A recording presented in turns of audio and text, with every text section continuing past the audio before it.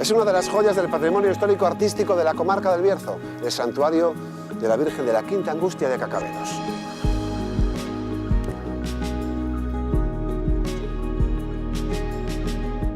La construcción original es del siglo XII, apenas quedan vestigios. El principal, lo que puede ver el peregrino o el visitante, es un edificio del siglo XVIII.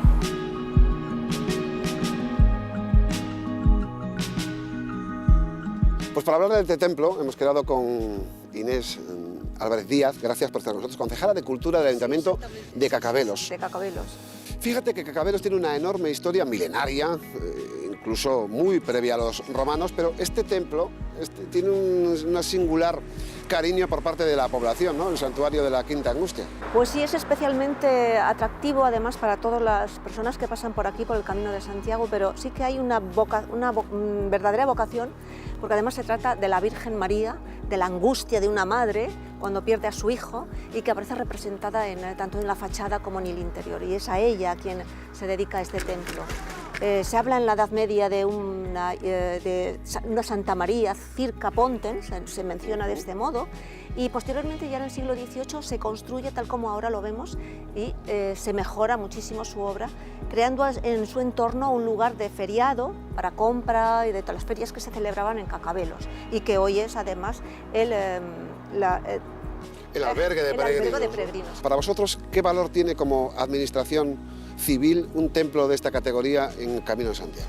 Pues lógicamente es muy importante. El patrimonio eclesiástico, tenemos que ser sensatos y reales, es uno de los más ricos en España y desde luego en el Bierzo y en Cacabelos, porque si echamos mano de en Cacabelos, si echamos mano, por ejemplo, de la obra civil tenemos el puente realmente, que es también de la época de Carlos IV, se construyó en la época de Carlos IV, es un puente bien grande, pero después el resto de la obra civil no se conserva ya si no es el patrimonio eclesiástico, aparte del patrimonio arqueológico que se ha descubierto recientemente, ¿no?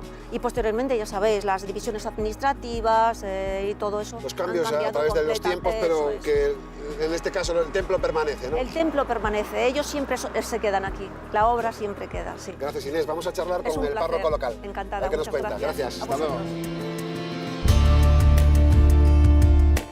En su interior disfrutamos de un templo de grandes proporciones que se presenta en planta de cruz latina. Bueno, un templo con muchos siglos de historia, con muchos avatares en esa historia, que nos va a contar Jesús, el párroco. Gracias por estar con nosotros. Muy buenos días. Jesús, la construcción original tiene al menos unos 800 años, hace casi cerca de 1000. Claro, casi. lo que ocurre es que no nos quedan vestigios tan antiguos. Primero porque la ermita primigenia no estaba en esta parte, estaba donde está ahora la Virgen. Lo que hoy llamamos el camarín de la Virgen era el lugar originario. Sí, el lugar más... ¿Qué capacidad podría tener? Pues muy poca, 50, 60 personas. Era muy humilde el templo, ¿no? Después del siglo XIV, siglo XV, ya se amplía, y la última ampliación es del siglo XVIII. Estamos hablando de que el templo se consagra en 1704. Lo consagra, es muy peculiar la historia del santuario, lo consagra el arzobispo de Santiago de Compostela, porque hasta finales del siglo XIX este santuario no era de la diócesis de Astorga, eran aquellos enclaves que se daba mucho, en los que había una jurisdicción distinta de la del ordinario del lugar. Por ejemplo, para que la gente entienda, el condado de Treviño es un enclave que está en un territorio que ya no es de Castilla y León, sin embargo, administrativamente depende de Castilla y León. Pues con esto pasaba exactamente igual. El párroco, que estaba en lo que era la villa, era nombrado por el obispo de Astorga. El rector del santuario, era nombrado por el arzobispo de Santiago de Compostela. Qué singularidades, ¿no? Y el templo, la construcción definitiva que hoy puede ver el turista, el visitante. en torno al 18. Sí, 1704 es justamente, lo hace muy poco tiempo que hemos celebrado los primeros 300 años de este edificio. Lo primero que se hace es el camarín. El camarín era el lugar de devoción para la Virgen. Seguramente que había algún gran ventanal con rejas para que incluso sin estar abierto, la gente cuando iba a sus trabajos, a las viñas, al campo, pudiera pasar y contemplar la Virgen, echar una limosna, lo típico. Después se hizo esta parte, la parte de la nave y del crucero. Ves que los materiales son todos de granito, de mucha calidad. Estamos hablando del granito de Montearenas, de Ponferrada. Y con esta cúpula, con esta linterna maravillosa que realmente denota que en ese momento hay un proyecto para realizar un gran santuario que se trunca por el camino. Como siempre. A veces los seres humanos tenemos un proyecto, queremos hacerlo muy bien, pero de repente vienen épocas de vacas flacas y tenemos que replantearnos. De hecho, a partir de este punto de la nave, veis que los materiales ya no son de granito, estamos utilizando mucho canto rodado y especialmente mucha laja, mucha pizarra. De hecho, fíjate, cuando tenemos visitas al santuario, una de las cosas que más llama la atención es precisamente ese arco que está debajo del coro, que es un arco muy abierto, con una gran amplitud y que tiene el valor de construcción. Los arquitectos, entre estos arcos de granito y aquel arco de laja, siempre les llama mucho más la atención. Por una razón, porque era muy difícil equilibrar los pesos para que esos arcos pudieran sujetar todo lo que tenían que sujetar arriba. Date cuenta que ahí estamos hablando de todos los pesos que vienen de la espadaña y de la torre del santuario. O sea, primero unos materiales más nobles en su inicio y otros de reutilización. Lógico. Por aquellos Pero eso era normal. Había veces que en la fachada, por ejemplo, se volvían a recuperar económicamente y las fachadas procuraban que tuvieran, era un poco la imagen, del santuario. Y entonces ahí se buscaba que volviera a tener el esplendor del interior. De hecho, toda la fachada del santuario, más lo que eran las caballerizas del santuario, esto que hoy se está utilizando como albergue de peregrinos, eran las caballerizas. A veces nos olvidamos de que las ferias en Cacabelos, que formaban parte de la vida cotidiana del pueblo, no es como hoy. Las ferias se montan a primera hora de la mañana y cuando acaba, a las 7, a las 8, los camiones desaparecen y desaparece la gente. Estamos hablando de que las caballerizas del santuario eran el lugar donde los caballos y las mercancías se guardaban, porque las ferias podían durar hasta 15 días. La feria de San Miguel era una feria que duraba 15 días. Bajaba gente de todos los pueblos. No había transporte de ruedas, o sea, mecánico. Había, lógicamente, carros y caballerías. Y, por tanto, una de las obras del santuario fue realizar estas caballerizas que le servían para resguardarse a las caballerías y también a las personas. Lógicamente, pues, a cambio de un pequeño donativo que le venía muy bien al santuario, lógicamente. Y en cuanto al patrimonio histórico-artístico de imágenes, de retablos, ¿qué se le puede decir al turista, qué puede ver el espectador sobre su calidad y su belleza? Mira, lo más importante del santuario a nivel artístico es que es un lugar muy equilibrado, es un santuario en el que no hay demasiados exabruptos a nivel artístico. Piensa que el retablo fundamental, es un retablo que es del siglo XVIII, por tanto, estamos hablando que lo confecciona Solórzano, que era un tallista de Villafranca, y es también dorado por un villafranquino. Dentro del retablo, que es la pieza más importante del templo, hay que recordar que las diferentes calles de un retablo hacen referencia a los motivos. Estamos en el santuario de la Virgen de las Angustias, por tanto, todo lo que hace referencia a la vida de Cristo, fíjate, Jesús atado a la columna, el Ecce Homo, la oración en el huerto, en el ático, con los 4 ángeles que portan los 4 símbolos de la pasión: la esponja, el cáliz, la cruz y la lanza con la que lancean a Jesús. Y en la parte central, ese gran ventanal que se abre al baldaquino, donde está la imagen titular del santuario, en este caso la Virgen de las Angustias.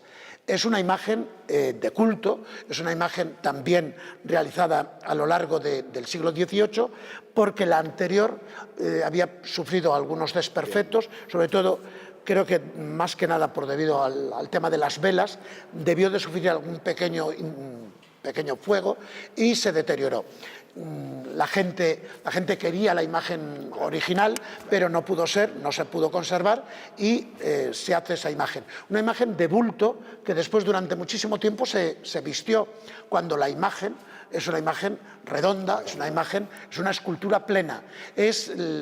Corresponde al momento. De hecho, fíjate que nuestro santuario es el santuario de la Virgen de la Quinta Angustia, porque tiene que ver con los dolores y con las angustias de la Virgen. Corresponde al momento en el que Jesús es bajado de la cruz y se le entrega a su madre, cosa que estaría plenamente justificada. Es como cuando pues la madre de un pescador recibe a su hijo en el puerto, o la madre de un minero, estamos tierra de minas, recibía en la boca mina a un hijo y se lo entrega muerto.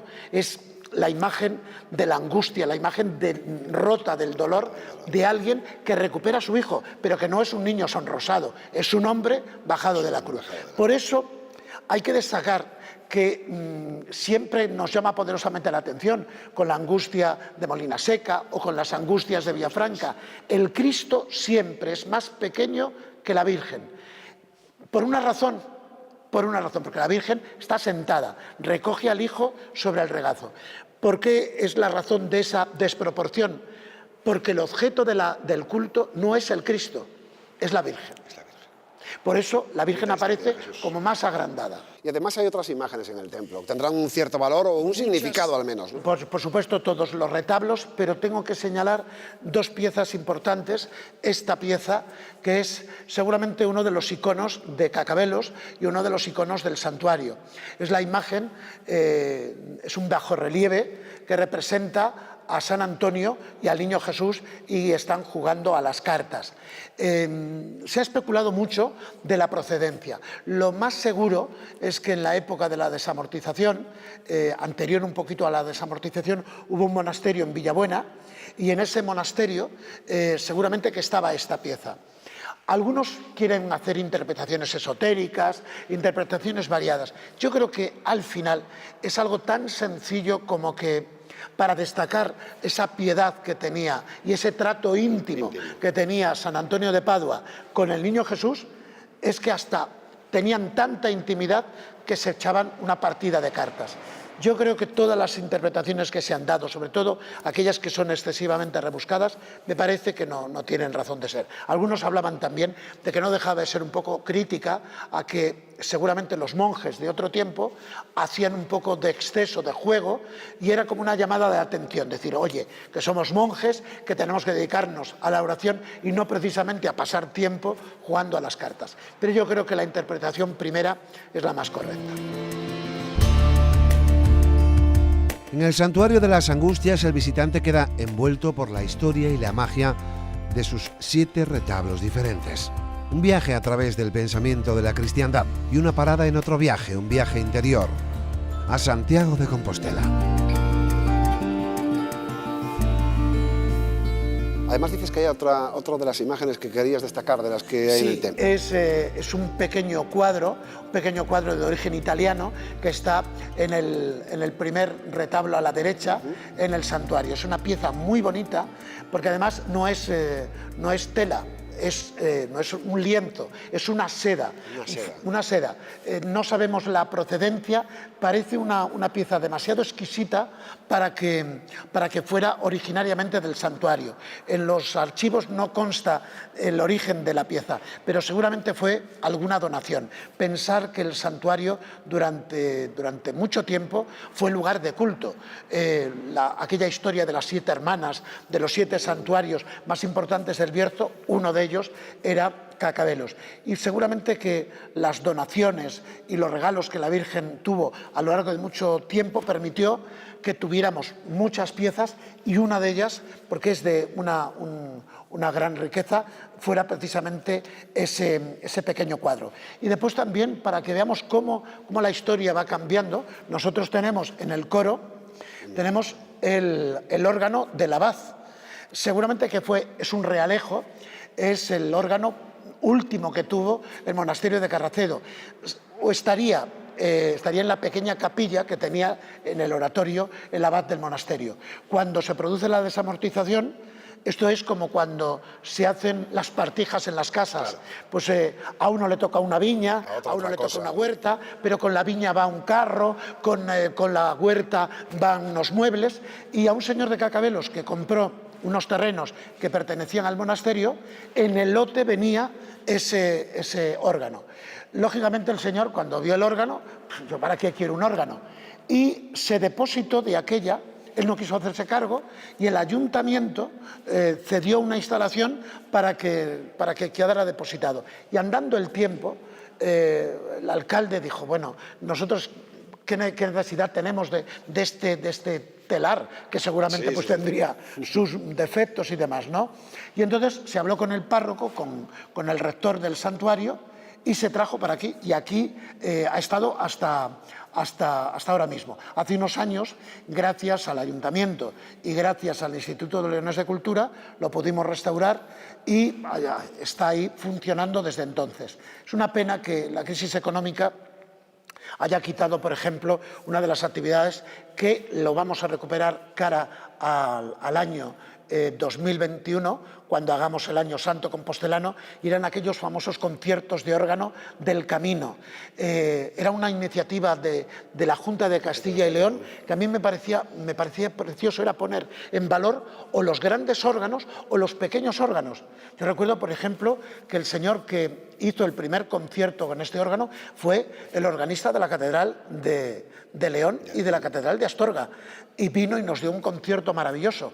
Después hicimos algún concierto más, pero con el paso del tiempo aquello acabó y es una pena. Pero en el 2021, si Dios quiere, una de las cosas que tengo en mente, precisamente dentro del Año Santo Compostelano, es que el órgano y la música de órgano en el santuario vuelva a sonar como parte de ese año tan especial. Jesús, creo que hay alguien más que nos tiene que hablar sobre el camino, ¿no? Vamos a conocerle. Jesús, vamos para allí. Os voy a presentar al bibliotecario de Cacabelos.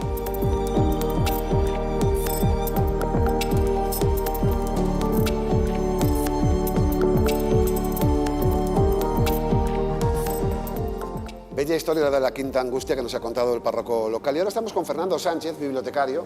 Gracias por atendernos. Bueno, creo que tienes ahí muchos idiomas. ¿Por qué tantos idiomas? Pues, mira, tenemos ante nosotros el libro de oraciones del santuario. Y claro, esto es un libro de oraciones que nos está hablando de la identidad de Cacabelos, nos está hablando de la diversidad. Por ejemplo, si nos vamos a este párrafo, vemos cómo un ruso está haciendo el esfuerzo de llevar al alfabeto latino pues sus expresiones. Sí, si subimos algo más en la hoja, nos encontramos con caracteres chinos. Nos vamos más a la parte baja y ¿qué nos encontramos? Italiano, menciones a Singapur. Etcétera, etcétera. Cacabelos diverso, ¿no? Esta es la base. Esta es la base del camino y esta es la base indisoluble en la que se fundamenta la identidad de este pueblo. Y este es uno de los lugares que creó esa idiosincrasia, este templo, ¿no? Sí, este santuario es clave. Es parte de esa espina que el caminante se encuentra según deja esa cuesta acompañada de viñas hoy en día, en la que aparece la ermita de San Roque, recordándonos aquellos tiempos de la advocación a este santo que protegió al pueblo de la peste. De la peste, eso es. De la peste. Seguimos por la calle Santa María, nos van observando esos blasones, esos balcones nobles, esa piedra. Claro. Llegamos al ábside romano de Santa María, continuamos, cruzamos el Cúa por este maravilloso puente y llegamos al santuario.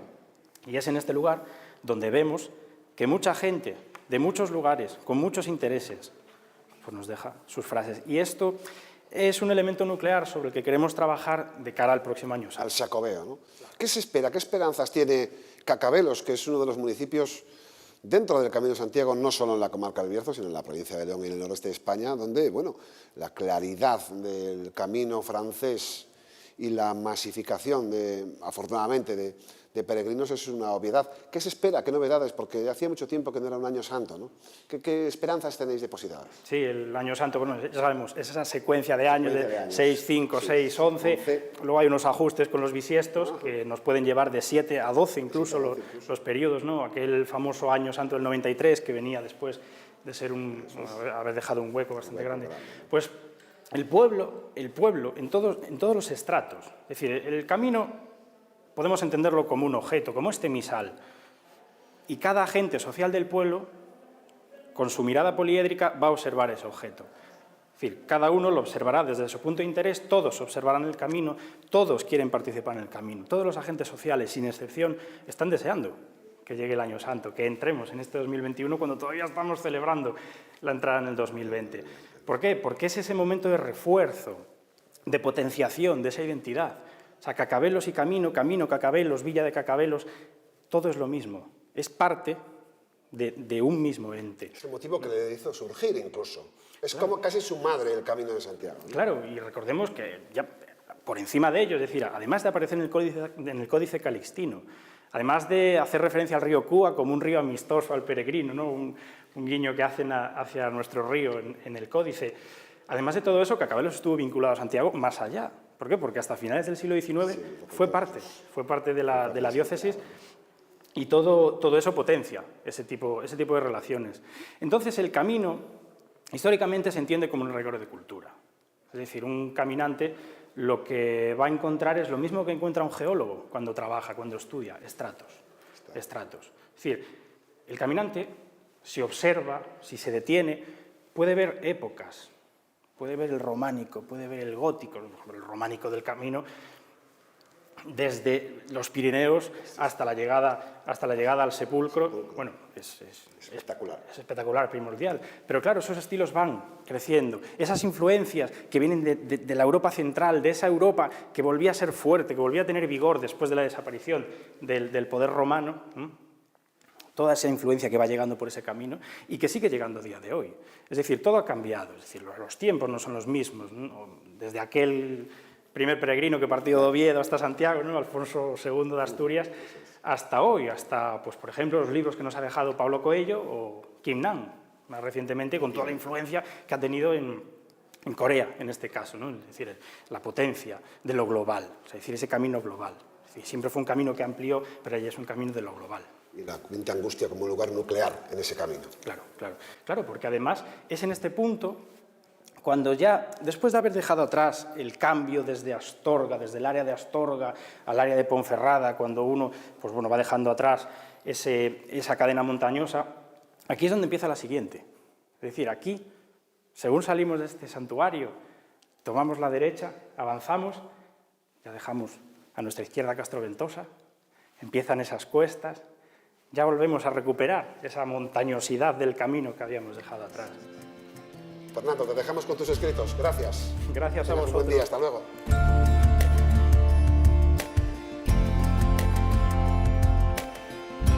El camino, la memoria de la cristiandad, el arte, la devoción se dan la mano en el santuario de la Virgen de la Quinta Angustia en Cacabelos.